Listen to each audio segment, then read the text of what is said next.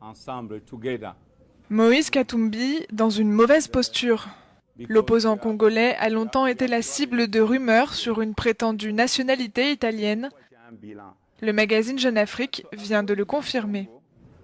Selon le registre de la province Salvito-Normani en Italie, l'ancien gouverneur du Katanga a bien obtenu sa naturalisation en 2000, mais en janvier 2017, il a demandé à rendre sa nationalité, rapporte Jeune Afrique.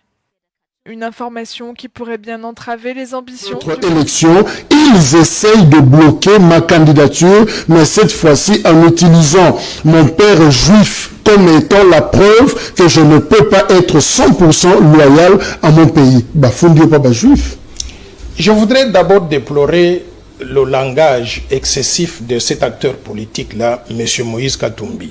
Je crois qu'il aurait été utile qu'il puisse sortir publiquement et dire, au lieu de dire « ils essayent », il accuse tous les Congolais. Il aurait été utile qu'il dise « Noël Tchani a mis la proposition sur la table » et qu'il puisse épargner tous mes autres compatriotes donc des accusations futiles.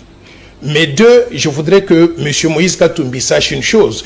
Nous sommes dans un pays qu'on appelle la République démocratique du Congo, qui appartient aux Congolais, ça n'appartient pas aux Juifs. Si lui, il va là-bas et il dit aux Juifs qu'il est juif de père, ça veut dire qu'il n'est pas l'un de nôtres. Je pense que le peuple congolais a pris note de cela. Mais au-delà de cela aussi, les Congolais n'ont pas de leçons à recevoir de la part de qui que ce soit. Il peut aller au département d'État à Washington, il peut aller chez les Juifs où il veut. À la fin de la journée, le Congo c'est un pays indépendant qui va rester indépendant et qui doit rester dirigé par les Congolais. Et je répète qu'il y a nécessité, déjà à partir de déclaration de M. Moïse Katumbi.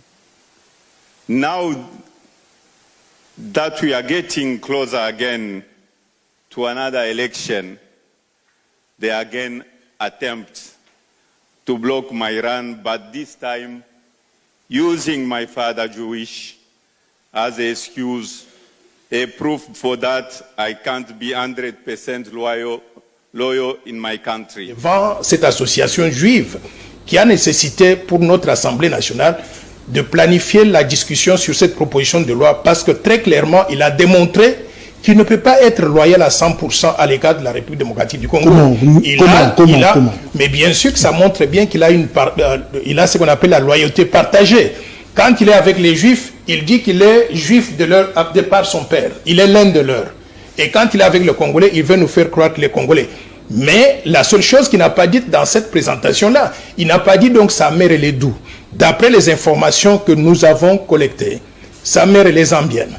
Comment est-ce que quelqu'un dont la mère est zambienne, le père est juif, grec, italien, israélien, comment est-ce qu'il peut prétendre devenir président de la République démocratique du Congo? Et sa femme est burundaise. Moi, je pense qu'il n'a aucun lien. Il n'a aucun lien avec la République démocratique du Congo. Quand nous faisons des lois, on ne vise pas un individu. La loi, elle est impersonnelle. Mais justement, et nous, qu'on va reprocher Noël Tchani, on a fixation sur Moïse Katumbi. Évidemment, c'est comme si on a qui on étiquette comme Moïse Katumbi et tu t'es fabriqué comme ça une proposition de loi comme pour clouer Moïse. Je vais vous dire une chose. J'ai beaucoup de choses à faire que de concevoir des propositions de loi pour viser un individu.